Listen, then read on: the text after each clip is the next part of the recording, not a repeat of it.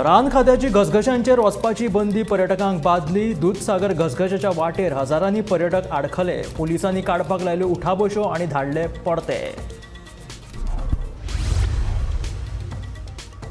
दूधसागर घसघशार आयिल्ल्या हजारांनी पर्यटकांची निराशा. सरकारान बेगोबेग पर्यटकांचो विचार करून घसघशाचेर घातिल्ली बंदी घेवची फाटीं, पर्यटकांची मागणी.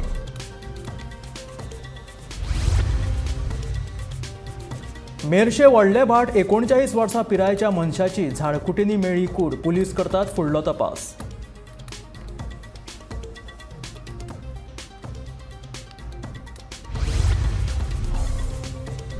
फाटल्या 4 दिसां सावन केरी तेरेखोलची फेरी बंद. थळाव्या लोकांचे हाल. लोक म्हणटात फेरीच्यो सच्च्योच कटकटी.